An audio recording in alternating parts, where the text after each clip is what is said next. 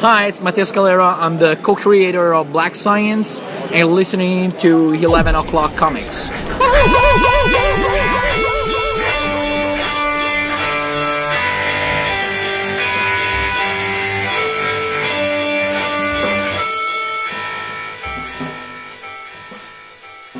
Oh, I'm keeping that. That's a winner. That was fire. Yeah, that's a winner. It may have cracked a little, but that's fine. We're using it. Straight flame, son. I wonder if the people listening at home know the lengths to which we go to capture the woohoos every episode. Like, they're all brand new people. We do not reuse a woohoo. It's just not true. Some people probably just think it's canned for a week, but gotta have them fresh and clean, like my undies. Nobody. When you wear them, sure. Yeah, seriously. Dude, you sound like my wife. Yeah. She's like, you're not wearing underwear? I'm like, no. She's like, you're so weird. I'm like, why? I'm like, why would I wear underwear when I don't have to? Well, she ain't wrong, my friend. Hey, everybody. It depends. I'm just saying, if like you're wearing jeans, maybe. But I mean, if you're wearing your loungewear around the house, no. I was wearing yoga pants, yeah. Yeah, no, that's fine. Let it all hang out. God. Hey, everybody. It's 11 O'Clock Comics, episode 896. Oh, damn. And I am Vince B. You are Vince B for 896 times. I am David A. Price. That is true. And for the first time ever, I'm Garko the Man Frog. I will let it go. It's good, yes. You're not Garko the Man Frog. You're Jason Wood, everybody. Here all together to do a special little thing for you. But before we get to that, I'm going to tell you who made this possible. CheapGraphicNovels.com. Speak on it. CheapGraphicNovels.com gets you the OGNs, the trade paperbacks, the manga, the massive omnibus editions at a fraction of what everybody else is charging. Do a little experimentation, like Reed Richards.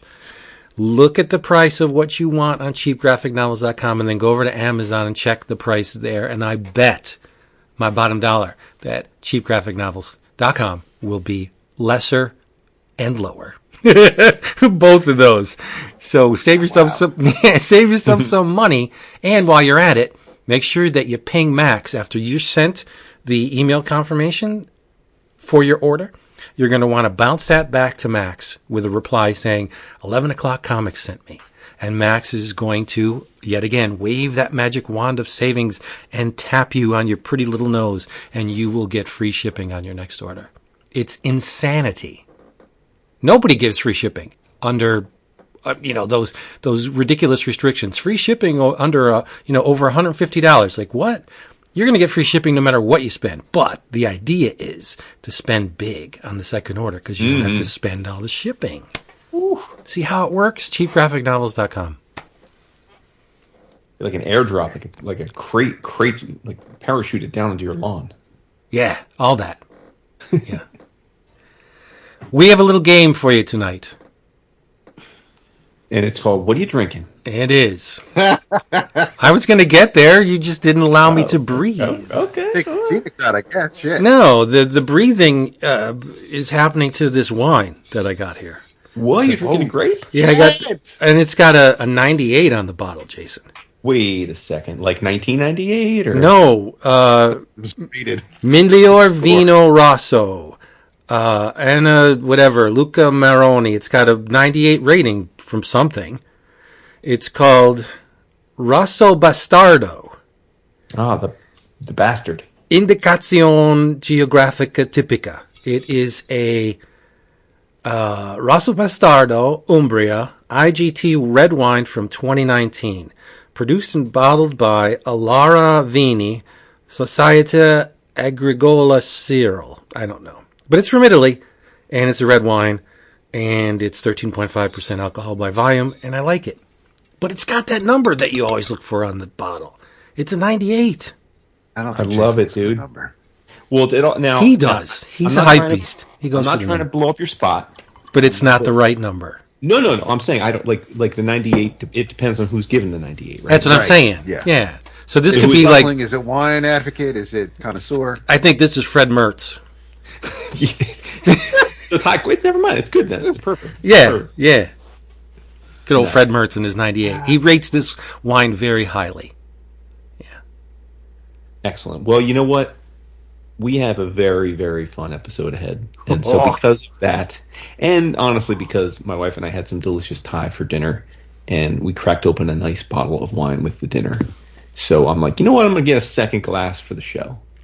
So I am drinking wine tonight, a nice rarity. It is called Casa Natal. It's their Grand Reserve Malbec. This is the 2019 vintage. And speaking of Mr. James Suckling, there we go. This is what Mr. Sucky Suckling now had to say. A juicy and expressive Malbec that highlights fruit purity and texture. Sweet berries, walnuts, and some graphite follow through to a tense, medium to full-bodied palate with succulent sweet berries and a long and pure finish. An outstanding, delicious Malbec ready to drink now. Nice. They got a pack of lovely ladies sharpening pencils into the vat. Hey, and walnuts. Never works. Never works. That's an awesome description. I would love to try that. That sounds great. Dap, do you hear that sound? What's that sound? That's the sound of Jason's slow slide back into normalcy. I wish. This is the beginning. Mark it down. I don't think he's going to have another sip of alcohol until 900. No. Even then. Until 900, that's easy. Yeah, that's easy. Oh, yeah, okay. It begins. Well, that's only 2 weeks from now. Stan would say low. It begins. Yeah. Yep. Or someone would write it and Stan would take credit for it. But. Oh man, I wish I had wine in the house, but our dinner did not really pair well with that. So I am enjoying a delicious gin and tonic. There you go. What kind of gin? It is the Drumshambo, the citrus infused Irish tea gin. It's. I was going to try it when we were meeting the guys in New York, but they didn't have it on the menu that night, so I had to wait till I got home. And I've been enjoying this gin quite a bit. Nice. Cold gin time again. So, the game we're about to play for you, the results have already been tallied. And we've already read the books. Remember the Longbox Roulette? We've done it a couple times. Yeah, remind the people because we speak of these things like they are recurring gags, but like they recur once every like a year or so. Every quarter. Yeah. Yeah. Well, Longbox Roulette is one takes their fingers and traipses across the surface of an opened longbox and stops. And wherever you stop, you pull out the book, and that's what you bring to the table. Hence the title, Longbox Roulette. You don't know what you're going to get. It's random. And all three of us have let the comic book gods speak for us. And like roulette, sometimes that works out in your favor. Sometimes it doesn't. Yeah, I think I think I'm going to go first because I want to start from the bottom so we can ascend to those lofty peaks where the true masters work their visual magic. Before you tell everybody what you picked, though, I know some are probably listening being like, well, wait a minute. I know Woodrow's not opening up a long box and doing that. No. So, yeah, but my version was going into Humble Bundle, my library, which has, like, dude. Hundreds. Dude, no, many thousands of comics in there. It's ridiculous. And I always forget that I have these digital comics. But anyway, and I did a random number generator on the computer to pick first the title, and then I did another random generator to pick the issue. So it was like cyber long box thumbing. Right. Well, full disclosure, I did something similar because the first book I pulled was physical, and I read it and I loved it, and I went to find a digital version of it, and it does not exist. Yeah. So it was, for those who care, it was Phil Barlow's Zooniverse #1. Oh wow! From Eclipse. Yeah, and I couldn't find digital anywhere. Legit or not, right? So, yeah, right. And so then I just opened up my digital repository. I scrolled with my eyes closed, and I just clicked. And wherever I clicked, this folder came up. So I opened it, and I said, "Oh fuck!" And then I was gonna say, I hope you don't go to AC this week because. No, and I scrolled within the directory and I clicked, and this was the issue that the gods bade me read for Longbox Roulette. It is created by Brian Michael Bendis and Michael Avon Oeming, with color art by Peter Pantazis and letters by the great, and in this issue, very overworked, Ken Bruzenak. It was published under Marvel's Icon imprint. It's Powers Volume 2, number 13. Unlucky number 13. Yes. This is the way my luck goes. So, the book begins with 3 wonderful pages of an unhinged spoken word artist. Think Henry Rollins, but without the intelligence. And he's dazzling the crowd at the Cinderella Club, verbally pummeling the audience, because he's managed, just this one guy, he's managed to crack the cosmic code and deduce that everyone lies, and that he lives his life, apparently, in truth. Because deep down, he doesn't care what anyone thinks of him. That's the real cool, according to him.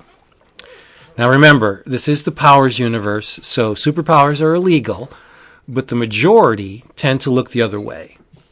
And this issue showcases a hero, could be a villain, I'm not really sure, but some entity with superpowers creates some very messy collateral damage. The guy's walking his dog, and the entity slams down into this little sleepy, it could be a gated community, who knows, and ends up just splattering the dude all over the place. And there's one witness. And then we get the stand-up guy again. He's back to rail against lying movie stars and lying rock stars and lying superheroes. But Walker and Pilgrim, they're on the case. They interview Heather Anderson, the witness, a brunette blonde. Figure that out. It's so weird. It's so stupid. She's the sole witness of this super murder. Many words follow. Dina reveals something about the moment she lost her virginity that is very eye-opening. And our cuddly protagonists poke around the deceased's home and discover that the deceased may have been a super. And we get more stand-up guy peering into the very soul of humanity. To be continued. Read by someone, but not me. So there you have your Powers, number 13, volume 2. I just found it completely uninteresting on every level. From the visuals, like I've seen Oeming level up 1,000-fold on Mice Templar. This is not primetime Michael Avon Oeming. This is Training Wheels Michael Avon Oeming. And although it's like 30 issues in the Powers by this point. Right. I read the previously in Powers, and I so wish you would pick issue 12, because that sounded way more interesting than the issue we read. You got to follow the No. Listen, hey, no, rules are rules. I absolutely get it. But I mean, and this was, I think I have the first two. I had the first trade from whenever. I think even our pal Pat gave it to me. But stunned. I have the first. Well, of course, I think he gives it out to just everybody when he meets you. And I have the first 2 hardcovers from when they went to Icon, but I never really dove in. So this was pretty much the first full issue of Powers that I've ever read. I'm sorry. Wow. I was going to say, I mean, I don't know about you, Vince, because you have, but this was not the first time I've read this issue. I read Powers. I haven't read any of the new stuff, but I read all of the archival stuff years ago when it moved to Icon and those hardcovers came out. So this issue was a known commodity to me. Good, nice. I started with Powers when it came out from wherever. Was it Marvel that it came out from first? Oh, it was Image at first. Okay, so I started with Powers at Image, and for whatever reason, I read it. I don't know why. Momentary lapse of judgment. I don't know. But I bought it. I read it. Marty was also reading it. So it was a discussion point Well, that's when Bendis was the hot up and coming. Yeah, He yeah. He had just done Torso and this, right? And like, and he had I can't think of the other one, but he did a couple crime OGNs or series. That, Torso, Jinx, and Jinx. That's it, Jinx. Yeah. And the Elliot Ness book. But the I mean, all right. So that first this, and then I'll ask Vince's question. But I'm sure being a chapter in a larger story, this issue might. I'm hoping, I would suspect that this issue might have some weight to it, or it moves the story along. But out of context, just reading this random issue, I didn't have much to work with before, or really wondered about what came after. Right. Well, that's the magic of the Longbox Roulette. If you get a chapter within an extended narrative, and the writer doesn't do diligence and inform the reader. Any reader. I'm not saying Jim Shooter, where every issue is someone's first, but it could be, right? Yep. There should be something within the issue that, in addition to a continuation of the narrative, would give a new reader maybe something on which to chew. Like, and if the stand-up dude is Bendis's idea of added value, then I think that's a big whiff. Right, because it was grating, it was obnoxious, and it was unnecessary. But whatever. So this was the start of a new arc. I mean, theoretically, this would have been a quote unquote good jumping on point if one were to believe that writers write arcs for that purpose. But clearly, I think it wasn't. I will also say that rereading this, number one, Vince, I agree with you about Oeming. I own some Oeming art, and I have always, like, in my mind, I would consider myself an Oeming fan. Mm-hmm. But reading this issue, I was shocked at. I had the same view of the art as you did, but then I thought, well, wait a minute, this is like 5 years into it. Like, this isn't new. Like, this is an issue. This isn't volume 1, issue 2.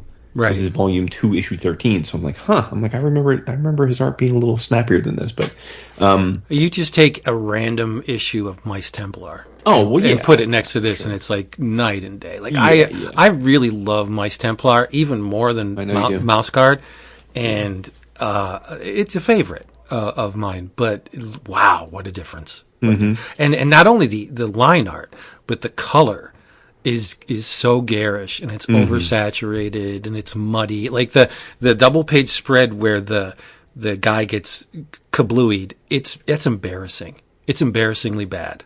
Yeah, you can't tell what's going on. You really can't. You have to. I had to stare at it. Yeah, it's a mess. But the sound effects and the colors, it just doesn't. I don't. No, it's too dark. Together. And I don't want to state the obvious, but it's obnoxiously overwritten. It really is. There's way too many words, unnecessarily. So this is interesting because I was thinking, well, we're going to talk about this stinker. Like, what's the hook here? What's the interesting takeaway? And I thought this issue really encapsulated why I was a Bendis fan for a long time and seemingly fell out of love with him. Right. Because when he was bringing this stuff from this and his his crime stuff over at Marvel at first, his approach to superhero storytelling was novel, meaning that. And it became over time it became a joke, and some people hated it, which is that he had lots of talking head boxes, and these are supposed to be action comics. And then I read this issue and I thought, man, when it was novel and I had never seen like the Avengers written that way before, I was like, okay, yeah, this is interesting, like getting to know the characters better. But then as time went on, I got back to the point where I'm like, okay, I've seen this enough, and like, damn, dude, like, show it, don't tell it. Like, these are comic books, right? And I think now that Bendis' career is at least the bulk of his high output, high regarded career is largely over. Like, he's sunsetting into that next phase of his career. I think, like, I'm going to remember him as a person who overwrote, and depending on the wrapper, it worked or it didn't work. But in superheroes, it largely didn't work. Yeah, because of that. Bendis will always be the hell guy to me, because he used that a lot. The hell? Yeah. Yep, and I remember reading a lot of interviews with the man where he said he likes to speak the dialogue out loud and writes dialogue as if it's being spoken, not as if it's a complete sentence, Because he wants it to sound real when you're reading it in your mind. Yeah. But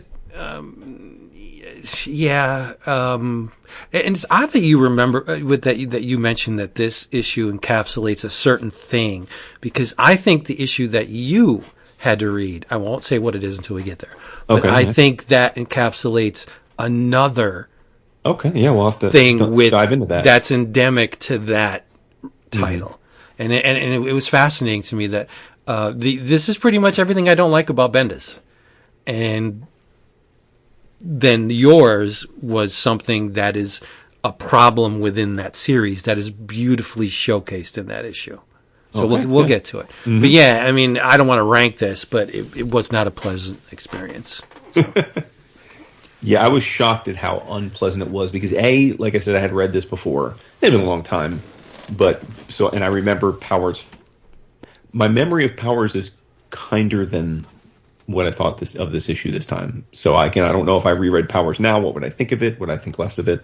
Would I not see it in the same vein? I don't know, maybe. But yes, this issue is certainly not evocative of what if someone asked me before reading this issue, hey, what do you think of Powers? Should I read it?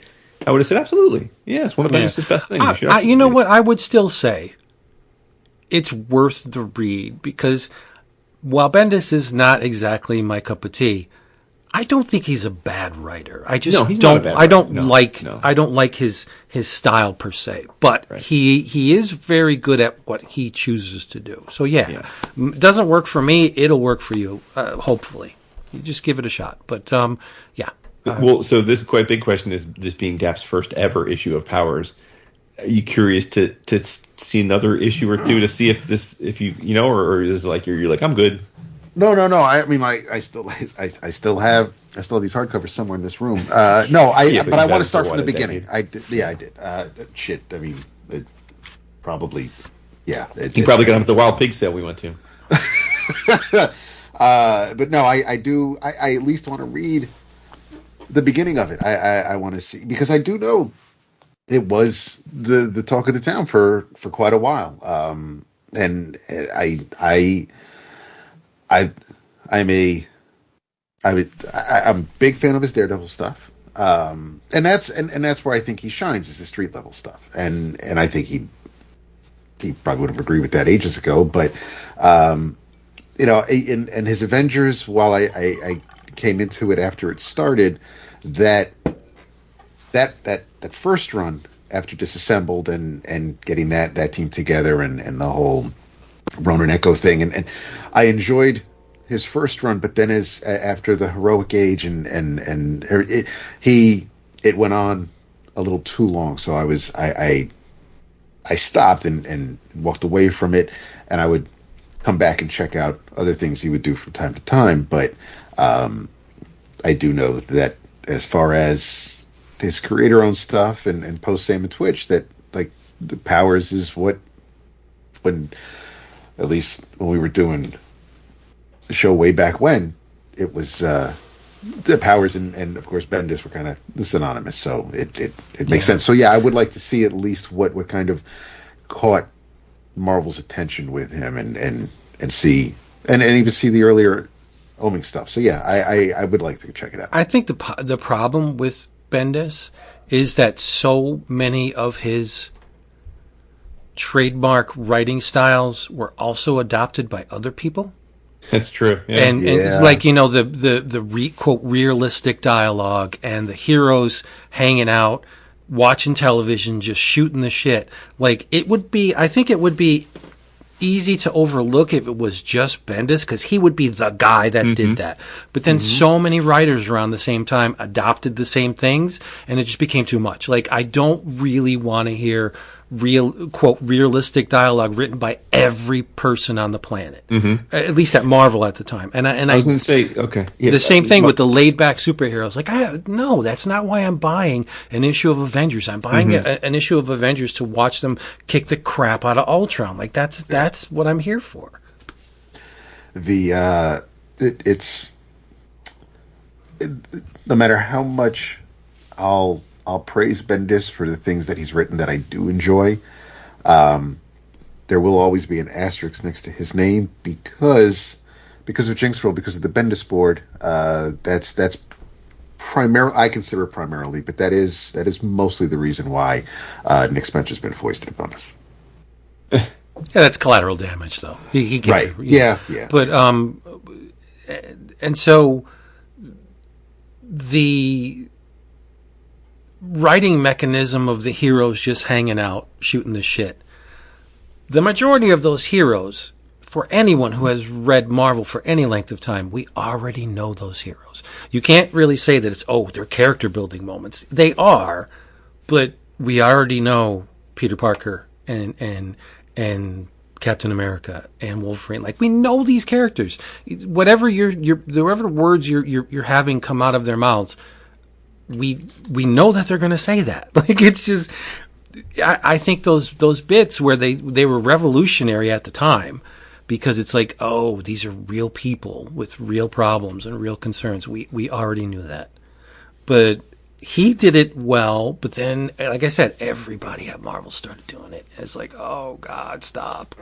Can we just have an issue of just throwing punches, please? Like, I know that seems lowbrow, but give me some action or something. Yeah. But I'm not going to demean BMB. He's good at what he does. He's obviously made a living writing these things, so who the frig am I? I'm just a commentator. That's it. My words mean nothing in respect to his success. So, there you go. Whoop, there it is. Whoop. Who next? Well, you said you wanted to go in order. You were rating it, so how I'm assuming that I go next. On what scale am I rating it? On a 5? You're the one that brought it up, not us. I don't know. Let's rate it on a 5 scale. Okay? Oh, Powers? Yeah, I'll give it a 1 on a 5 scale. Man, I mean, because I do, when I keep my journal of comics, I grade on a 5 scale as well. I can't give it a 1 because 1 is like, I give out a few ones a year and it's like pure trash. I'm like, well, I can't even, so I got to give it a 2. There you go. Yeah, I'll do that. Yeah, 2. Based on what came before and after, with my very little knowledge of it. I'll 2s are like, I'm bummed that I bought this. I don't plan on continuing with it. No, you can't use your knowledge of it. You have to rate it as it stands, as an issue, as an entity. So 2 is no. I mean, considering the highlight for me was the letters, and so it's not. Yes, because Ken was here. I mean, Ken left his mark, so I mean, I'm happy for that. Sure, I wasn't thrilled with the coloring of it. I wasn't thrilled with some of the blonde brunette faux pas. Like, that's weird. There are things about it that I was just like. I assume letters get paid for an issue, right? Like straight up, like regardless of how many words. Yeah, I mean, why would you want to be Bendis' letterer? No.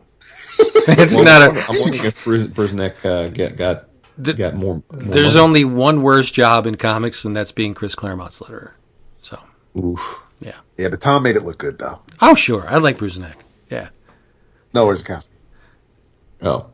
I thought it was Claremont. On Claremont. Yes. Yeah. So, let's move on. All right. No more of that. Dapstick. So I dug out, moved some piles, moved some stacks around so I could get to the long box. Thumbed through it, ran my fingers across it, and sure enough, I had no idea because I don't remember where the hell these came from. There were a few issues of a certain era of DC, the early '90s DC, and what I picked out of the box was, with guest penciler and guest inker, Deathstroke the Terminator, number 10, written by Marv Wolfman, Art Nichols on pencils, George Perez on inks, Gaspar on letters. Tom McCraw is your colorist. Krav McGraw? Yeah, Krav McGraw. Also in this box are some Team Titans issues, which I really wish I landed on. Team, so people understand we're saying Team. Team. Yeah. Yes. Fallout of the Titans hunt. The less said about that, the better. So this issue is the first part of a new arc, where we are pretty much, even though she was teased and introduced earlier. Basically, we kind of get her first full blown issue of introducing the all new vigilante, and she is she's not a disgrace. She used to be a police officer. And in my notes, I called her a disgraced cop. I mean, okay, yeah. So she, her name is Pat. She lost her husband. She lost her partner. Her partner's wife also died, basically, and her partner's son is she's worried about him. She wants to look out for him, but he's got his own thing going on, and he's young. But this is issue 10, so it follows the first couple of missions that Slade Wilson had gone on, and he also this is post Titans Hunt, and there was a massive traitor within the Titans' midst, and it was pretty shocking for some. There was a lot. Are we really playing coy with a 45-year-old spoiler? Because I'm really, really hoping DC will get off their ass and actually omnibus the damn story. Is this Jericho? Are you talking about? Or is this something different? Okay. Yes. So and Slade had to do the unthinkable and kill Joseph, and his own son, which of course Slade now has to go and tell his ex that what he had done. But something is happening with Slade's physiology. His healing factor isn't really kicking in all that quickly, which of course is causing Wintergreen some concern. But Wintergreen, Slade, Pat, they're all in this cabin, and Pat really, she wants Slade to train her. She says, "Listen, I'm going to go after bad people. I want your help." And Slade's like, I'm not putting you in danger. I've lost people close to me. I'm not doing this to you. And she's not hearing it. She's like, I'm going to do this with or without your help. So Slade really kind of just has to do what's best for everybody. And he does. And so we get a few pages. We get a training montage, cue Rocky in Russia, and we get we then cut to Lewis, Pat's partner's son, who's kind of just fallen in with the bad crowd, and these little neighborhood hooligans are a little banger. They're breaking windows, they're running into bodegas and stealing groceries and making their way back to their hideout, which is really well concealed with this huge hole in the wall that they walk through, and they end up in a game room with a busted pool table. And then we get a great scene of Slade getting dressed and turning into Deathstroke, with a wonderful full page of him all decked out. And so he and the new vigilante are going to go and do some reconnaissance. It's supposed to just be a fact-finding mission, but Pat ain't hearing it, and notices that there's some bad going on in the streets down below. Unfortunately, part of this bad includes Lewis, which she doesn't see him, and Lewis doesn't recognize her in with wearing these goggles. But we things don't really go all that well. It doesn't play out the way Pat nor Slade had anticipated. The bad guys get away. The good guys, considering one's a vigilante, one's a mercenary, they get away, make it back to this. This bugged me out because I'm like, so Slade left the city, carrying her, exits this building, and then just treks. I don't know where exactly this cabin is that he's trekking through the snow. So that he just walked this whole way, and they make it there. They decide to get a little busy, and then the last page is Lewis and his posse with the bigger bosses with some big score planned, being hinted at, and we've got we're told the next issue concludes this 2-issue arc, and that's Deathstroke number 10. It was I remember reading it when it came out back in '92, but it seemed to have read a little quicker to me this time, and I think I think maybe I just wasn't. I was more easily amused way back then, I guess. I still enjoyed it. I mean, listen, it's still Deathstroke, so I'm going to find good in it, and it's still Marv and inked by George. So I mean, you've got his co-creators working on it as well. Yeah, I didn't find it was when I remember the City of Assassins arc before this, and the opening arc of this series, because I liked Irwin's pencils, I liked Library's inks, and I really enjoyed the Deathstroke series when it started. You had those really neat Mike Zeck covers, and this was it wasn't a fill-in issue, even though the art team was different, but it still told the story of what was happening with Slade, what he's going through, Wintergreen caring for him. It was I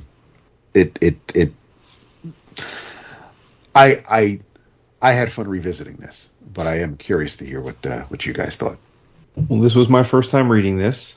Mm-hmm. First of all, okay, questions, comments. I feel like Fleece. I got questions and comments. Comment number 1: loved the cover. I think that the image of our new Vigilante Pat Face in that is like Milo Manara level good. It reminded me of Manara, like just a classic Manara, lithe, almost like a fashion model pinup of her. I thought it was beautiful. So it does remind me of back in the day when covers meant something. When you look in the stands and be like, oh, should I buy this? I think I would have seen that cover and been like, oh, hell yeah. Question: why does Wintergreen look like Slade? I was like, are they brothers? Are they not brothers? And then I looked it up on the Wikipedia's, and it said it's his manservant, which again is like very much like, talk about a term that hasn't aged well. No. But it looks like it's his brother. He got the same fucking white hair. They're like he's jacked up like he used to be like a mercenary himself. Like what's the deal? He was he's a he is a former member of the armed forces from overseas. Okay. I don't depending on the origin who's retconning what, because Adelaine was basically kind of like Slade's drill sergeant when he enlisted. I think Wintergreen was more or less a liaison, and the three of them, Wintergreen, Adelaide, and Slade, were a very tight, close-knit group. Because Slade's ex, she suffers no fools. I mean, her son was nearly killed in front of her because of her husband at the time, and she's hard ass. She's a boss, and so the three of them can really do damage. But no, Wintergreen, they just go way back. Wintergreen is older than Slade, so I would. That's where the white hair comes from. But you're not wrong. That it's like his Bellman. They do look related. It's like he made his brother be his Bellman. That's fucked up. It's fucked up, dude. Also, reading this in 2024 parlance versus when it was written in 92, this book would be so different because Wintergreen would have a huge crush on Slade. There's no such thing as like manservants now. Like that's not. It'd be like his boo that like secretly pines for him. And then secondly, Pat and this woman who happen to all be living together and co-parenting would have been lesbian couple. They wouldn't be like two widows like who would like become like lived like I was like, oh, that's straight lesbian vibes. Like, but they didn't have the balls to say that in 1992. Like, all right. it would be different now. It would be it makes more sense now. It was like oh, Vince is like, he's like, oh, whatever. How dare you? How dare you?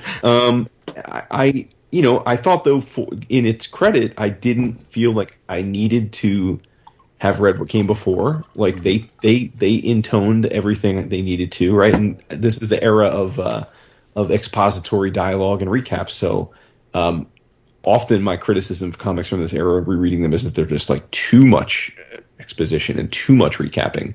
So I give them credit because I don't think this overdid it, but I definitely didn't feel lost. Like I got the gist of why how they ended up in that cabin and what the stakes were.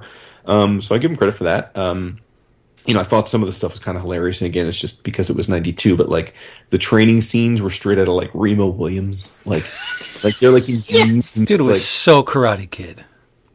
Sure, same vibe. I was just going for the lower end version of that in 80s, and it's like you could hear the rising up. You could hear like you could hear the music as they train, right? Like Deathstroke, they're chasing chickens around. That's right. Yeah. I like, but it was fun. I mean, but it entertained me.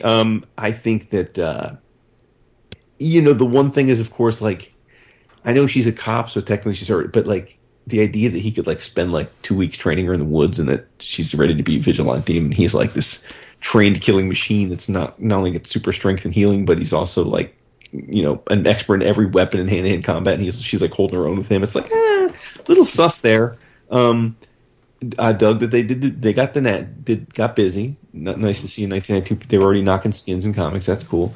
But I liked it. I mean, again, it was like it was like you could have read this issue without any context and thought that her version of Vigilante ends up like being a character that's around all the time. Like, you know what I mean? Like in today's day and age, you could see DC saying, retailers, quick, make sure you triple order because this is the announcement of a brand new character. Uh-huh. And I got the vibe that I wouldn't have been surprised if I found out that she was a recurring character from then on, on some kind of team book occasionally, or like occasionally got a mini series. Now it didn't turn out that way from what I gather. She rarely reappeared. She did a few times, but it was never with any consistency. But so I thought I liked it for what it was. I mean, especially, given when it came out, it felt exactly like what I would expect a comic of that era to feel like. Nice. There you go. What about you, Vince? The only thing I enjoyed was Perez's inks. That's it. I thought I thought you liked Deathstroke as a character. Not so much. I mean, he's okay. I don't really have a preference either way. But I thought if I didn't have to read this for this episode, the first 4 pages would have killed me.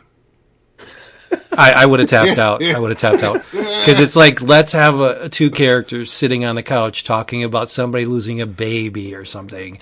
And this character did this, relation did this, and then this happened to this character. Like, I don't know any of these people. I don't have a history with them. I don't really care. I was rewarded towards the end of the issue by a little underboob, which is great. Mm-hmm. It was nice to look at, but otherwise, the entire issue was a bit of a slog for me. Yeah, I didn't. Okay. Yeah. If I have to apply a number to it solely on the basis of the cover and George's inks, I'm going to give it a 2. Oh, well, I guess once again, I'm a point higher than you. I can definitely give it a 3. This is a totally non-offensive, like right down the middle superhero comic to me. So I'm perfectly fine to have read it, but it's not something that I would have ever missed if I hadn't. So 3. When it came out, it would have easily gotten a 4 with no problem. Right. Reading it today, it's a 3. All right, Dap. I know what's up. All right. Okay. Hey, who's the one that brought you this issue to read, Vince? Right. Well, I have read this before, but yes, sure it was nice that you snagged this. So my issue was, and longtime listeners will be very tickled to hear this, was Love and Rockets, Volume 4, issue number 7, which came out in 2019. So pretty modern Love and Rockets. Of course, probably don't need to tell y'all, the co-creators of this book are Gilbert and Jaime Hernandez. Each do different parts of, they each tell different stories, anthology style, as is typical of Love and Rockets. I mean, you already said, Vince, that you read this, I assume, when this was coming out. And it's only a few years ago, so it's not even like something that digging in the crates. And I assume since it was only a few years ago, Dap, you didn't read this until recently. Because, because we never talk about Love and Rockets. So, it's... Go ahead. I was going to say good luck. No. So I mean, structurally speaking, there were effectively 4 different stories. And like any anthology, I think diving into a world like Love and Rockets, and this is late stage Love and Rockets. I mean, we've had by this point, 25, 30 years of stories, lots. Right? Yeah, lots. Yeah, I mean, at least 25 years by that point. So, me not knowing a ton about Love and Rockets to this point, it was interesting to sort of like dive in head first. But I will say that I knew just enough about some of this Love and Rockets mythos that I don't know if I would have gotten as much of this comic if I had no basis for these characters. Like, I'd never heard of these characters before. I might have been like, I don't know what I just read. But fortunately, I knew enough about, like, hearing all of y'all talk about L&R over the years and why you love it, and that sort of thing. Like, I definitely came away feeling I didn't feel completely lost. And then I got really lucky because the Beto story focused on Fritz, and Fritz, we all read and loved the OGN that they put out a couple years back, featuring her. So like I knew about her character like a lot, like more, I did. So that was like, oh, this is one of the few Love and Rockets characters where I really know her whole story. So there were 4 stories. The first is Jaime starts us off, and it's a short one. And Maggie and Ray are having sex, or I guess post-coital, to be more accurate. They're laying in bed, sort of all disheveled, clearly having just done the deed. And it's just a bunch of thought balloons as Ray is sitting there thinking about what just happened. And he's like, he's wondering why Maggie was so frisky. He's wondering why she didn't ask him to take her underwear off while they were effing, why she was so distant. And then the last one that hits you in a ton of bricks is, but what he really wants to know is why she's so distant, Yeah. And he also mentions casually that one of the others was why Maggie and Hopi came home from the reunion separately. Now, again, had you never read any Love and Rockets or even heard of the book before, you'd probably read this and be like, it have no meaning to you whatsoever, because you wouldn't have any ground to care or know why it should matter that Maggie and Hopi were at a reunion and they came home separately. Like, that wouldn't mean anything to you. You'd be like, oh, whatever. No, I had no real knowledge of Ray, but certainly you can't be podcasting about comics and with and in this world for as long as we happen not have heard of Maggie and Hopi, right? Like, that's right. like read it or not, that you know of them, right? And so I was like, okay, like this is just a tiny little window into a later stage of Maggie, Hopi, and their ecosystems' lives, right? And that's what I took away from it. I thought it was really well done. Like, for a few pages, it hit, like, you get what it is. You get him sort of trying to figure out if this is a problem or not, and how weird the whole situation is. But then they just move on. They don't, like, it's just a little chapter in an ongoing story, and they kind of get in and get out now. It's actually one page.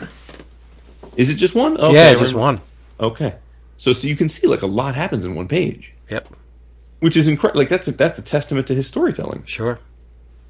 Yeah. We get Jaime again, and this is a much longer story. It's a cosplaying situation, and these are characters I was not familiar with.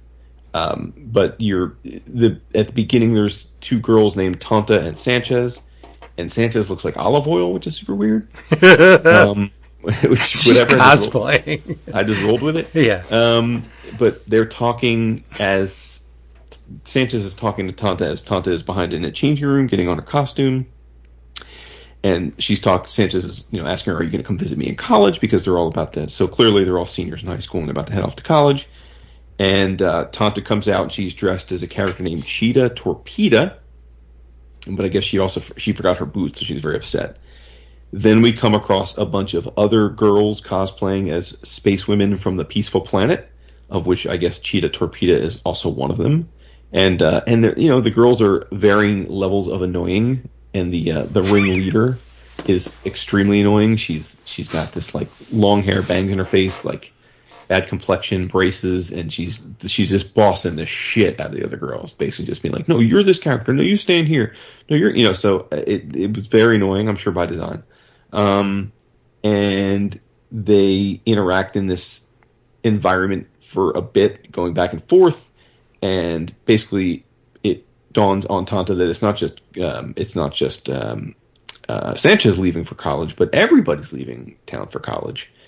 And as she's coming to this realization, Gomez actually says goodbye to her, says, I got to leave early in the morning for my college, so I'm out, I'm deuces, and apologizes that she's going to miss this Black Widow dinner, which, I guess it sounds almost like some kind of gala or event or something, right?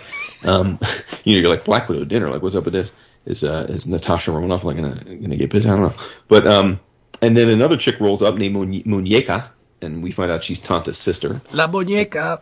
Yeah, Muñeca. And she rolls in to this little grouping. And I don't know, like, at first I thought they were like a Comic-Con or something, but then I'm thinking they like might be at their high school just cosplaying. Like, I don't quite know where because Beto's not, Jaime's not much for the detailed background. So I don't know where they were having all these conversations, but Muñeca shows up, asks for Tanta. I guess she's not there at the moment, says, well, tell my sister I can't go to the Black Widow dinner either. And it turns out that Tanta's mom is known as the Black Widow because she has been accused of killing 2 of her husbands. And it goes back and forth. Like, apparently she's got other sisters. None of them are planning on going to the dinner. And Tanta's feeling some kind of way about all this. She's pissed off. And she asks her friend Gwen, who's another one of the girls that was cosplaying. And she's very tall. And I have to say, I don't want to be critical of them, but like Jaime was using some hella like stereotypical like black slang, like in this, it read so stereotypical that I thought like that's not a really great look. Like it feels a little pantomime to me, honestly, the way he had Gwen speak. But nevertheless, Gwen agrees to go to the dinner and help out Tanta. They go to this dinner. They show up at this humongous house. It's like Vince's Castle in the Sky in PA, and the mom is there, and apparently like nobody's showing up at the dinner. Like all the other sisters, she's got a bunch of sisters. All of them they all came up with excuses not to come, and so it's just Tanta, Gwen in their costumes, by the way, which the mom takes sort of issue with. And then the mom, and then right when they're about to start having dinner, the photographer shows up, who was there, I guess, to take family photos, but obviously there's not need for family photos since most of the family's not there.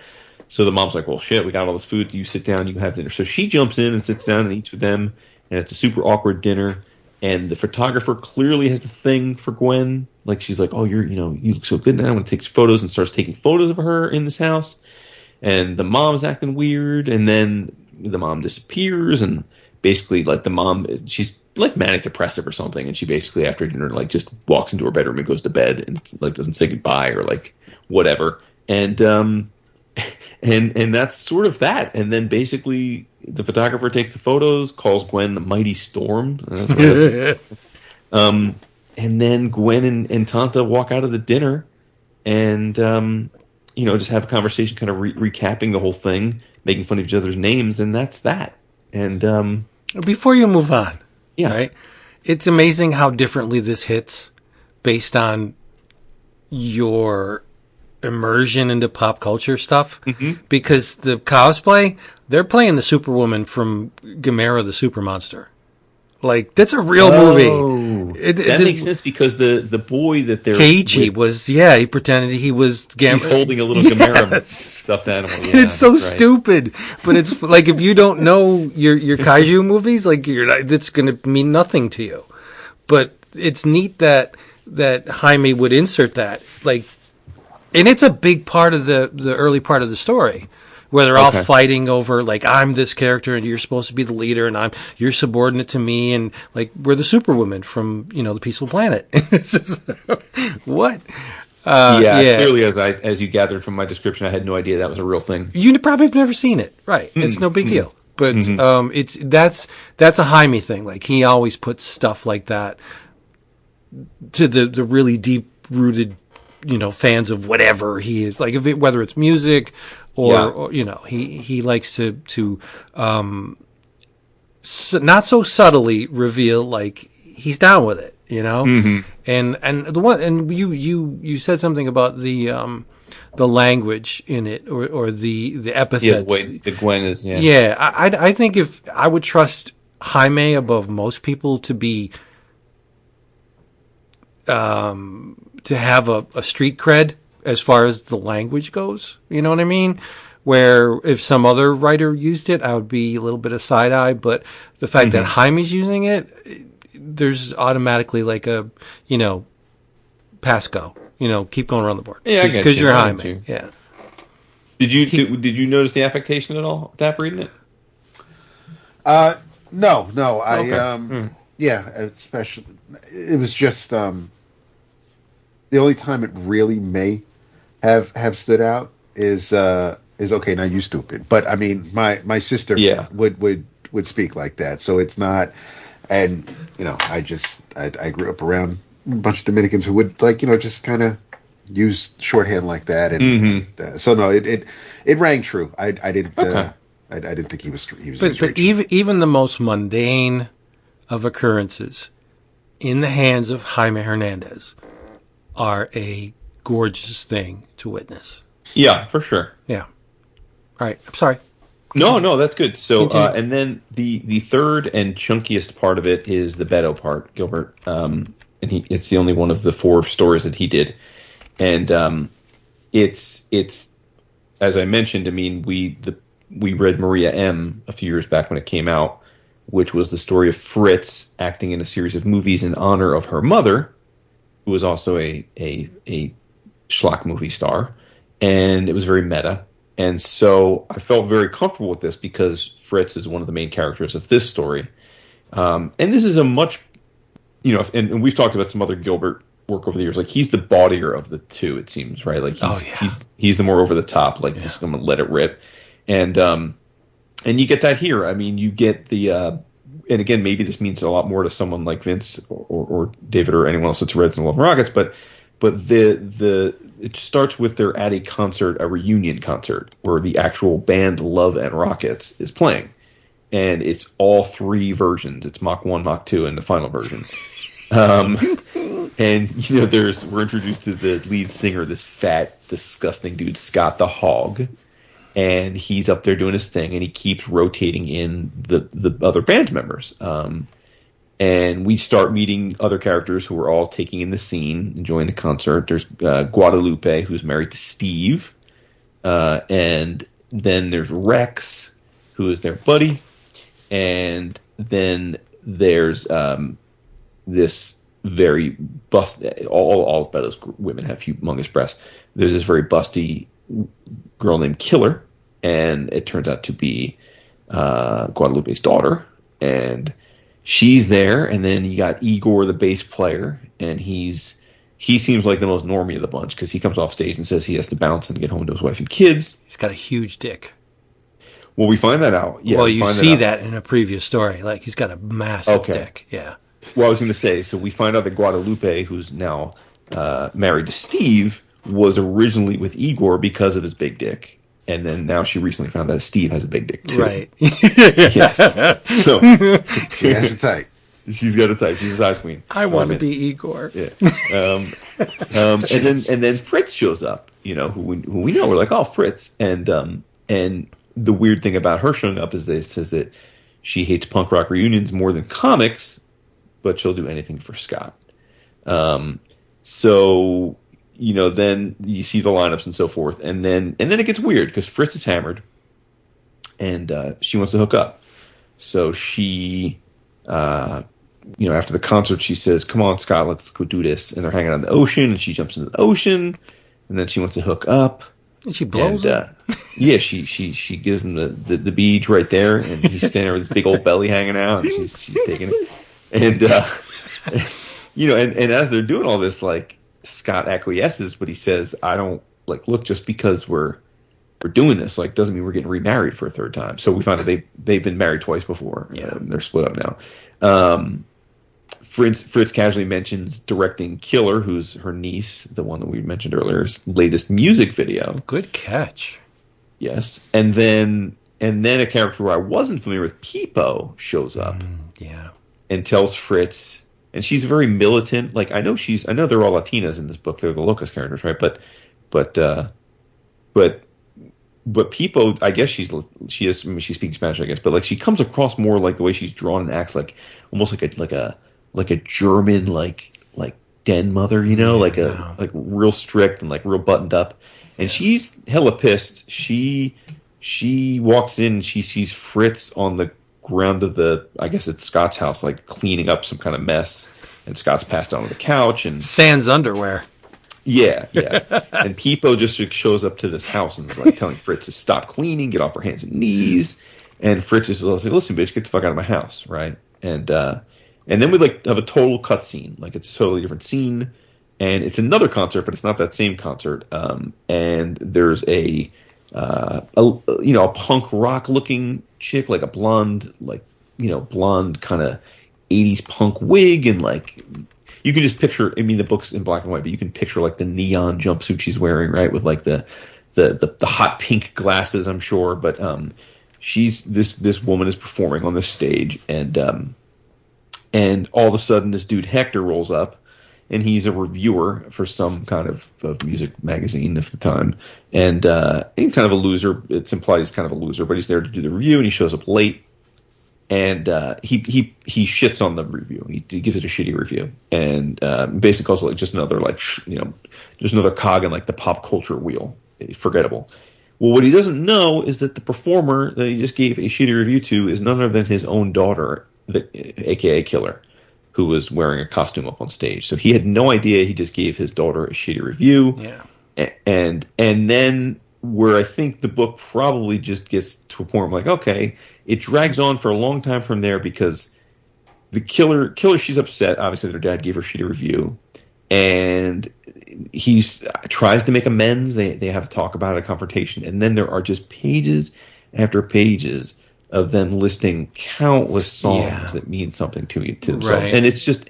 And I mean, that's a slog. It really is. Yeah, like give me a page of it, and I'm like, oh, that's cool. Like I get it, but like they gave page after page, and it's like, okay, you can just kind of fly through it. And I'm like, all right. And then weirdly, Peepo's back in the picture with another woman that looks a lot like her named Corazon, and they confront Scott, the hog, and basically say, hey, we want Fritz. If we don't want you to be with Fritz, what you need to do is you need to tell Fritz. That you love her, because as soon as you say you love her, she won't want to be with you anymore. Yep. Because Fritz is like this super sexual, like classic, like she wants what she can't have, and she throws herself in all ways possible, including sexual debauchery at anyone who is hard to get. She's classic. But if you're actually there for her, she doesn't want anything to do with you. So he promises he will, although not immediately, because he's enjoying getting his rocks off, and I guess she also gives him free drugs. But finally, he says that he loves her in a scene, and without the next panel is her saying, well, then I want you out of the house immediately. And then she leaves the house, and then Scott dies of a heart attack. Yeah, and the sad thing is I think he really meant it. Yeah, I think so, too. That's the blade right there. I think he said it because he was told to say it, but I think part of it, because, I mean, the history with these characters, I think he really does love her. And she just like, see ya. That's it. Yeah. There's two characters that Fritzy really loves, and it's Scott and Peepo. She always bounces back between. Peepo, though? So what is the deal with her? It's just it's a long running love interest between her and Fritz. Okay. Yeah. And fun fact: the first appearance of Fritz. Do you know what comic it was in? I'll give you a hint. It wasn't Love and Rockets. Oh, no, I have no idea. Birdland. Oh, yeah, I read Birdland. That was the very first appearance of Fritz, yeah. Oh, so, nice. I mean, she has a history of slutting it up hard. Yeah, I guess you could say that, yeah. Well, Maria M., she's crazy sexual. Yeah, well, there's a ton of Fritz books. I mean, Birdland is like that's pure porn, which I love. It's probably my favorite thing I've read of there so far. Yeah, it's dirty. It's great. It's dirty. Yeah. And then real quick, there's a fourth story. It's by Jaime, but honestly, I'm not going to recap it much because I didn't understand a goddamn thing that happened. Well, it's Lumina. Yeah, it's just his. Yeah, it's Lumina and Merlon. There's magic, and it's like sci-fi, but like it almost feels more like 50s movie sci-fi, where like they're dressed a certain way, but do they like? I didn't know if it was like. Again, like some kind of elaborate cosplayer and someone's imagination, or like, so I didn't get it. I was like, well, that like their books seem so realistic to me, and then it's like this is like about like fantasy, so I didn't quite know what I was getting at. And it was pretty short, so I didn't. Yeah, well, you go back to the early Love and Rockets, and there was a lot of fantasy in it with with Bem and the bug-eyed monster and all that stuff. Okay. Yeah, they started off like this issue. And then they sagged into Locas and Palomar. And then over the course of the series, they try different things. And this is Jaime trying something new with Lumina. Yeah, I mean, listen, but all in all, I mean, I thought it was excellent. And there was a tremendous amount of story for 34 pages or whatever it was. Like, it's insane to think how much story they cram into this issue and, like, how decompressed so many comics are. Right, like it's quite it was quite reassuring or quite endearing. Well, the thing that I hinted at back when we were talking about the powers was that this issue of Love and Rockets, you having read this blind, it's a really great illustration of how impenetrable the series is for those who haven't read any of it. Right, not so much the Jaime story. Like Tonta, I think is his bid to lure in new readers because there's not a whole lot of Tonta stories. Whereas Maggie, there's a shit ton of stories, right? So to understand that first page with Maggie and Ray, you got to read a whole lot of stuff, right? But the Tonta stuff, that's relatively new. So I think that resonated with you the most out of all the stories because it was pretty easy to understand, right? Mm-hmm.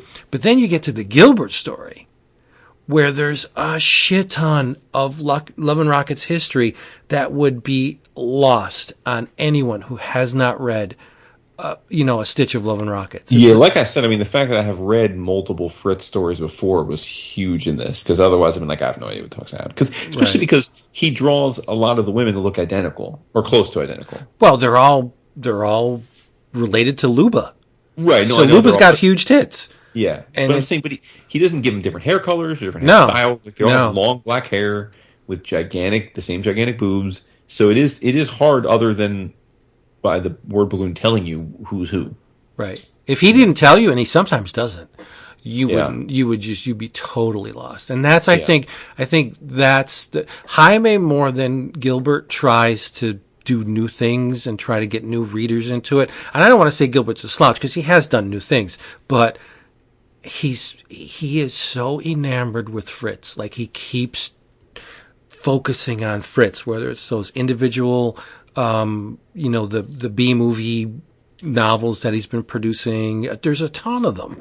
Yeah. Or whether it's like this reunion with Scott. Like Hector's an asshole, but and he tells you that Hector's Doralis or Killer's dad, right? So you know who he is, but you don't really know what's happened in the past, right? It doesn't have that gravitas that it would if you read like 10, 20 years of Love and Rockets. But there you go. And I think Jaime has his eye on the future, where Gilbert's just happy to do what he does. But I will say, fuck it, I'm Gilbert Hernandez. I do whatever I do. Considering how far along in the Love and Rockets mythos this was, while it certainly required effort, like this is not something I could have just like skimmed to read because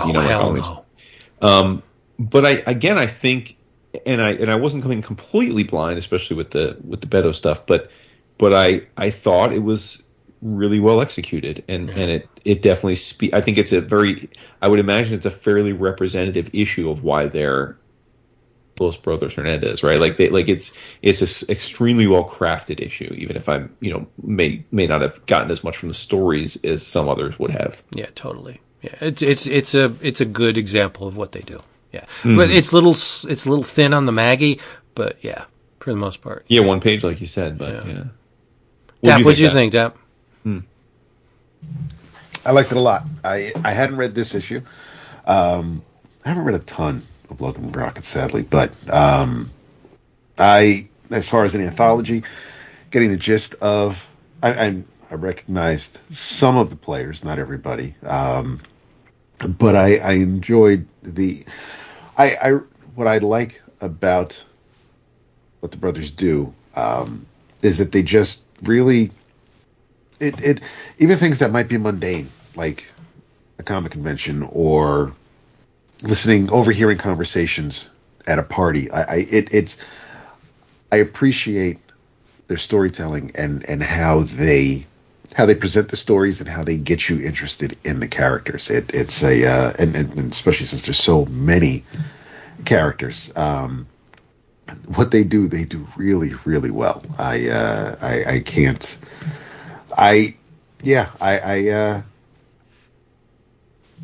As far as a glimpse of the more recent Love and Rocket stuff, I enjoyed this issue a lot. Nice. Right. And Jason. I'm sorry. I love the covers, the front and the back, because of course they're in color, and I would never really, because the interiors are black and white. It's really interesting to see the complexions and the skin colors of some of the characters. It's like because the they're Simpsons. all the same on the inside, but obviously they vary when shown in color in real life. Yeah. So good. Mm-hmm. Yep. And your rating? Mine? Yeah. A 5. I'm stunned. Yeah, it's done. I know. Yeah. I think if I had come at if I had had a more of a larger base, it'd be a 5. I mean, I think it was really well executed. So I don't necessarily think it's not deserving of a 5, but just in terms of like my own scale, I'd have to give it a 4, just because I didn't feel connected to some of it like I probably would have if I read it. It's definitely not new reader friendly. Yeah. Right. Yeah. Which is why it gets a 4 from me. But the art is banging, and again, like their craft is like unimpeachable. You know what I mean? Like, Yep. The art is banging. The characters are banging. It's a good time. Yep. Totally. So there you go. Another round of Longbox Roulette. That's fun. It's so much fun to do that. We'll pick it up in about 6 months. We'll do it again. all right, nice. The way things go around here, yeah, it's going to be about 6 months. All right, everybody. Hey, thank you for being here once again. We implore you to go to cheapgraphicnovels.com. If you want to save money, who doesn't these days? Go to cheapgraphicnovels.com because they will stretch. You ever see those rubber dollars where you can stretch them and it's fun and it gets all distorted? They can stretch your comic book dollar way more than other places. OGNs, graphic novels, TPBs, manga, they got it all, and it's at drastically reduced prices. Email, receive it, reply to it. 11 O'Clock Comics sent us. You'll get free shipping on your next order. And check out our Patreon page, patreon.com/11 O'Clock Comics. We've retooled it, as you all know. $5 gets you a bonus Book of the Month episode each and every month. $10 gets you the bonus book a month and access to the Slack. So all that stuff that was on the Patreon main page, the downloads of original fanzines, the page a day, the cover a day, the team ups, the frickin' EOC loves. That's a new feature. EOC loves somebody, and it's usually an artist. Well, we've only done 2 so far. And the first one was Alan Davis. The second one is Herb Trimpe, and we love them. So we devoted an entire month, and you get a picture, an image of a Herb Trimpe drawn something. I don't want to tip my hand. Each and every day. Plus all that other stuff. You get audio, you get camaraderie with all of like-minded individuals that talk comics and movies and TV shows and books. We have a book club within the Slack. You can join the EOC book club. And then they meet on, I think it's Zoom or Google yeah, groups. monthly Zooms. Yeah, they have monthly Zoom meetings. Full where they disclosure, the 3 of us are not a part of the active part of it. I want to, but I don't got the time for that. Same. Yeah. I'm like, they've read they have literally read and discussed, I think at this point, all but one of my top 5 favorite books of all time. They didn't do Moby Dick? No, they did do Moby Dick. They haven't. Oh, really? Hitchhikers. They haven't done Hitchhikers. Oh, nice. Okay. Yeah. So yes, patreon.com/11 O'Clock Comics. In your travels, Vince gonna get a little dirty. Ooh. Yes. I want you to read. Now, it's a cumbersome title, so bear with me. I want you to read The White Mage Doesn't Want to Raise the Hero's Level. Okay, that is a mouthful. It's a mouthful. There's a trend with manga where they have these impenetrably long titles and ponderously long titles. I like it, but in this setting, not so much, right? Because I have to repeat it. The White Mage doesn't want to raise the hero's level. Why? Well, I'll tell you. Words and Images by Kirie, Kirie. It's published by 7 Seas. It's a real simple setup. You have a white mage named Sheena, and she's level 20. Tall, shapely blonde with pendulous breasts. Gigantic breasts, right? She developed her physique early in her young life. She's very top-heavy. In comes Irie Izume. He's a hero, and he's level 1. He is summoned to the realm to destroy the Demon Lord. See, heroes in this realm are highly regarded because they're transmigrators. They come from somewhere else in order to fight the Demon Lord. And Irie arrives from elsewhere. He's probably from our world or something very much like it because there's not monsters running around where he comes from. So the sea change when he enters this realm is it knocks him on his ass a little bit. But the heroes are seen as symbols of hope, so much so that there are laws in play to aid and protect them.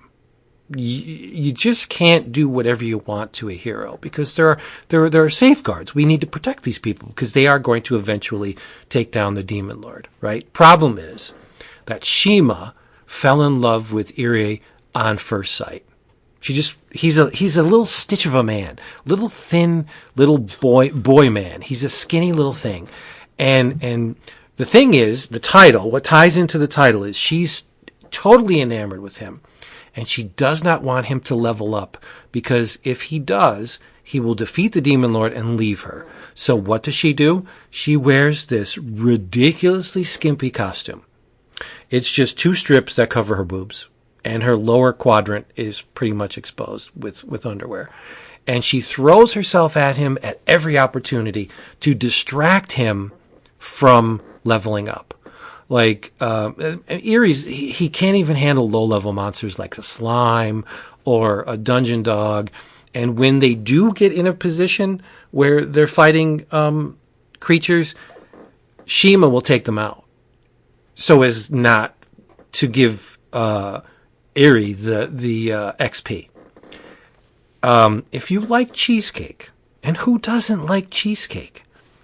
This book is all 100% cheesecake. It's a beautiful blonde with giant boobs displaying herself in a variety of skimpy outfits.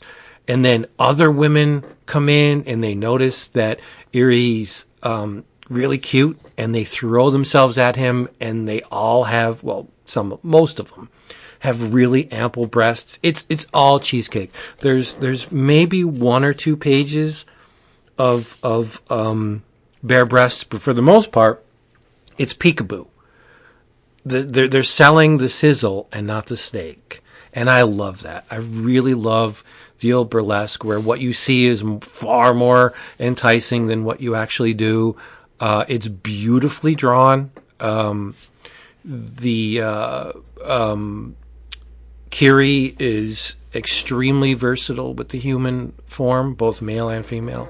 It's gorgeous to look at, but there's not a lot of heavy lifting, right? If you love Dungeons and Dragons, you love the whole role-playing game format where, XP and leveling up and all that stuff, and you love fantasy, and you love beautiful women, you're really going to love this. Best thing about it, from my research, there's only 4 volumes in total.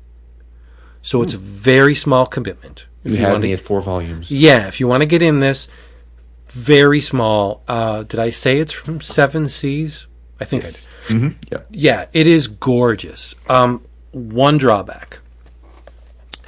I've read this online before 7 Seas acquired the license to it, and there are chapter breaks that were originally rendered in color, and in this Tankobon, they are in black and white. I guess it's a small price to pay because it was only $14.99 for, like, say, 200 pages. But I would have liked to see, like, they do the introductory chapter in color, but every other chapter that succeeds it is in black and white. And I would have really liked to see those in color. But other than that, I mean, this is really perfect for me. It's total fan service, total cheesecake action, beautiful blonde. It's very erotic, but it's not explicit. It does have a parental advisory on it saying that it's explicit, and I guess the couple of panels of nipples achieved that rating, I guess. But I also noticed that in the original scans that I read, the scenes with the nipples were more obscured than they are in this book. So there may have been some reworking of the art from the from the original publication to this, or maybe the fan scans, the fan translated online stuff obscure. I don't know why they would, but there's maybe about 6 nipples in this thing. So, I mean, it's not gratuitous, but it is because it's all cheesecake. So, read it. The White Mage Doesn't Want to Raise the Hero's Level, Volume 1 of 4, 7 Cs. I'm lowbrow at times. I love it. It's like, yeah, I'm done.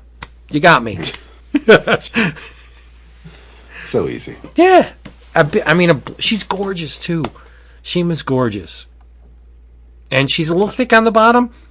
Well, I wouldn't say she's Zaftig, but she's heroically proportioned, but her breasts are gigantic. Not obscenely gigantic, but they're large. Like Power Girl gigantic? Or Yeah. Okay. Yeah. Not grotesquely. More Power Girl than Fritz. Oh, nowhere near. Yeah, Fritz is a mess. Yeah, she's She is. Well, Doralis or Killer's breasts are even bigger. Yeah. Yeah. It's like Luba, and then everyone that followed in her genetic wake, the breasts just get bigger and bigger and bigger. Yeah, bigger boobs. Mm-hmm. Well, I'm gonna see if the shop has it next time I'm there. It's very good. Yeah, it's fun, but I think it has a moonlighting trapdoor where if the two of them, because he spurns her advances at every opportunity. Stop it! Stop touching me! Why are you pressing your breasts against me? I can't look at you. You're too sexy. At some point, they're either going to get together and the series is going to end, or they're going to split. They can't get together and perpetuate this series. It just won't work. Because the whole conceit is that he keeps pushing her away and she just loves the hell out of him. But he loves her too, but he doesn't want to give into it. So, yeah, there you go. Okay. Yeah, it's a lot of fun. I like it. In your travels, the plot thickens, and we are getting some answers in Wesley Dodds' The Sandman, the 4th issue, written by Robert Venditti, art by Riley Rossmo, colors by Avon Palencia, and we have the aftermath of Wesley's interaction with the Fog, the person that stole his journal, his gas mask, his gases, and while fighting off the effects of his poison, he's there's a couple of double-page spreads, a few, where he is thinking about things past, present, and future. It's beautifully done by Riley. That, of course, doesn't need to be said. But then, of course, he comes to with Diane basically playing nursemaid, and he's been out for a couple of days, and he's trying to mull over, trying to piece things together, figure out this mystery of who did what, why was this person a patsy, who's the mastermind behind it all, and he does come up with a suspect. and he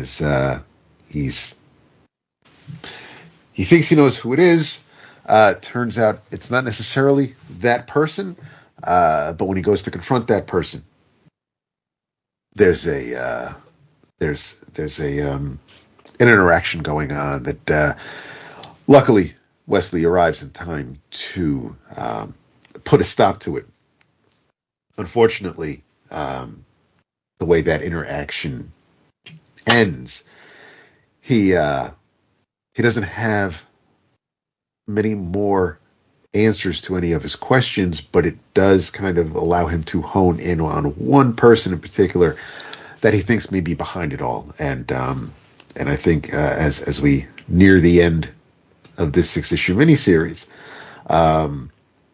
Sandman is going to have to get his hands dirty and maybe do things that he didn't really plan on doing ever, let alone when it comes to getting to the bottom of this mystery. Still looks great, still a lot of fun. It was a issue, feels like it went by pretty quick only because of everything that of how fast Wesley was. He was definitely in there's been some fight or flight mode with him, but he's watching him trying to figure out who all the players are and what's going on was really well done. So it moves at a quick clip because it's the way it's intended to. Plus the 3 or so double page spreads helped kind of. I mean, there's a lot to take in. You don't look at Riley's double page spreads and just be like, okay, yeah, turn the page. There's he packs them, so you can spend some time there before moving on to the more heavier, wordier panels. But this is going to make a pretty neat collection. I feel it's still my favorite of the Golden Age books that I've read from DC during this new iteration. But I highly recommend it. If you've been on the fence at this point, you might as well just wait for the collection. I haven't checked the latest DC Connect, so I don't know if it's out there yet. But I'm sure it will be soon. And knowing DC, they'll probably do a slipcase with all the Golden Age books. But in your travels, Wesley Dodds, the Sandman. Raw Smoke continues to kill it. It does indeed, man. The beast. I can't imagine what these double page spreads would be going for on Felix's site. I mean, well, that's if they even made it to Felix's site. I can't imagine what they're going for when they went. Yeah, I can look it up for you after the show. Sometimes, Vince, you can relate to this. Your kids are grown. I always thought that one of the most important things about being a parent is making sure you acknowledge that you're fallible, right? So when you make a mistake, yes, remind them and explain to them unequivocally that you made the mistake, because that's how they learn that it's okay to admit when you're wrong. And I was wrong. Because I know I made fun of this book. I think on one of my previous videos, I said, what is this book? Why does this book exist? Who's it for?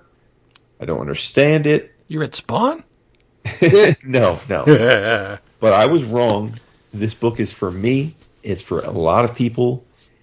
It's going to be shocking, but I read the first 3 issues of the new Spider-Boy comic. Oh, God. And I think it's delightful. Oh, boy. Now, listen, I get it. This is probably not up your alley, but this is written by Dan Slott, art by Jorge Molina, and I have to credit John Dudley, longtime listener of the show, because he popped into one of the Facebook group conversations about stuff that people were reading and said, Woodrow, I listened to the recent episode where you were talking about, are there new readers, and does it really make sense for the direct market to make these books that are theoretically to bring in young readers when how the young readers are going to know that they exist? He's like, well, I can tell you that I hadn't been reading much Marvel in a while, but I took my kids to the comic shop and they liked the cover of Spider-Boy #1, and we bought it, and now it's their favorite thing, and we've read all 3 issues, and it's wonderful, and I think it's, and I'm like, interesting, because I think John's got good taste, we've known him for a long time. I'm like, okay. So long story short, I think it's terrific. The premise is Bailey Briggs is the titular Spider-Boy. He is a 10-year-old boy in the Marvel Universe. The crux of it is that there was an event, which I didn't read, involving Madam Web and like the spider web and all the different cross realities. And allegedly, Bailey Briggs was Peter Parker's sidekick, aka like his Robin to his Batman, for years in the main 616. But because of this Madam Web event that broke up the web stream and basically got rid of a lot of the characters, he was basically blanked out of existence, like retconned out. So nobody remembers that Bailey was Peter Parker's sidekick, except Bailey remembers, but nobody else does. And so that's the conceit. And he is, he wasn't bitten by a spider. He was effectively crossbred with a spider by this woman named Madame Monstrosity, who's essentially a female Dr. Moreau. She captures foster kids and orphans and does horrible experiments and grafts them with different species affectations, and is a pretty horrible person. And she crosses like a duck and a cow, and like there's all this, she does all these crazy things. And she imbued Bailey with a spider, and he has a lot of the same abilities that Peter has, but he looks like a beast when he uses his powers. He's got fangs and 8 eyes, and he's kind of grotesque. But the story was a nice mix, which you would expect from a good Spider-Man book, of like Bailey Briggs and learning about his life and his travails, and then him in costume. Peter Parker's in the book pretty much throughout as they fight stuff, and I just thought it was great. I thought the art looked great. Molina's very competent, I think, especially in a book like this. It was well paced. I could totally see why little kids would totally love this. It's an all ages book, so I'm here for it, man. So apologies to Marvel. Apologies for throwing the shade about something I hadn't read. What's happening? No, listen. It's one thing to give shade to something you've read and you don't like it, but I know I've admonished people over the years for this, and I end up being guilty of it too. Sometimes where like you just admonish something without having read it because you're like, this is stupid. And like the symbiotes. Again, right, same thing, yeah. So I mean, I'm saying, but like same idea. I'm like, maybe some of the symbiote stuff is well done. I mean, it is well done. Yeah, right. Right. Now I'm more willing to try this based on your recommendation. Like not 50% more willing, but I would say 30%. Yeah. Right. Have you heard who's going to play Madam Web in? I don't know if it's a movie or if it's a TV show. It is a movie. It's going to be one of the out. biggest. It's going to be one of the biggest busts of the year. Yeah. Yeah. It's a shit show. Sydney Sweeney. No, she's in the movie. She's in the movie. Madam Web is Don Johnson's kid. Oh, Sydney Sweeney's not Madam Web? No. I'm out. One of the Spider I'm out. I thought Sydney Sweeney was going to be because I love Sydney Sweeney. Like, shut up. Well, she's in it, so you should still check it out then. Yeah, no. I want to see her in the costume. Well, I think you'll see her in a Spider-Woman costume. One of the Spider. Like, I think, based on the trailer, it looks like we get like the Secret Wars version of Spider-Woman. We get the Jessica Drew kind of looking Spider-Woman. I don't. Yeah. And I think the big bad is oh man, not Ezekiel, but one of the dudes from one of the lesser Spider-Man arcs. But I'm not. I'm not saying I'm going to wait for it to get to Tubi, but I'm definitely. If I ever catch it, it's going to be right. Sydney Sweeney plays Julia Cornwall, who's one of the Spider Women. Celeste O'Connor plays Maddie Franklin. Isabel Merced plays Aranya, and Tahar Rahim is Ezekiel Sims, who's the main. Nice. It is Ezekiel. Because I've never seen the show, but I've seen the pertinent clips of Sydney Sweeney from Euphoria. She's flawless. She's absolutely flawless. I don't care if she can act. It does not mean a damn to me. That woman is flawless.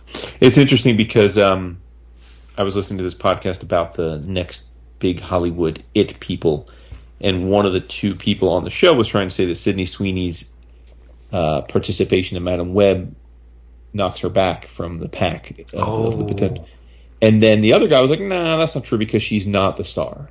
Right. You know, if she was the star, it'd be a problem, but that's fine. She's fine. So, but yeah, Dakota Johnson is Madam Web. And I got to say, Dakota Johnson, now I haven't seen this movie, so maybe she's on point with this movie, but I do not understand how she's I think she is absolutely leaden, like emotionless with her performances. I mean, agreed. She made 50 Shades of Grey boring. Like, how is that possible? How does that happen? It's supposed to be about those books literally got half of the American Housewives to be freaks. like, how do you make those movies boring? I don't understand it. It's crazy. Well, we'll ponder that thought because we're going to be back real soon, as in a couple days.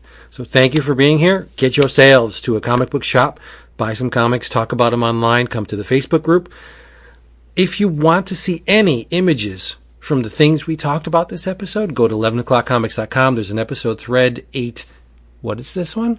896. 96. You click on that and you'll see all the images of stuff we talked about. Patreon.com/11o'clockcomics. I'm going to shut up because we love you so much and do your thing. Do it right now and say goodnight.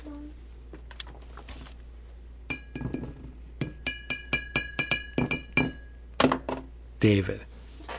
For those of you playing at home, that's a triceratops banging against a wine bottle. Good night. Ding ding ding ding ding ding ding ding ding ding ding. Yeah, I'm tired. I'm tired of the anti-Red Hot Chili Peppers love on the or hate on the. Bro, you just got to get over it. Like, what? I'm done. No, I'm done. You like. But what about the things that you kind of like poo-poo that other people love? Yeah, like, that doesn't matter. It's me. I don't poo-poo much. I don't. Don't poo-poo much. I don't poo-poo much. But I know I love you. I do love everyone. All I need to know. We are so out of here. It's like a glee club. Don't hate. This is me singing Red Hot. Give it away, give it away, give it away. No, seriously. You down on the Red Hot Chili Peppers? I got some issue with no, that. I like the Chili Peppers. I know you do. I know you do. Slackers don't, though. That's what I'm saying. And we're going to have a rough time in Charlotte if they start with that shit. You're telling Flip and Ray they need to run and hide? I'm looking at you, Ray. Ray and Aisha. Yeah. Aisha too, yeah. It's like, cut the shit. I don't poop on your crap.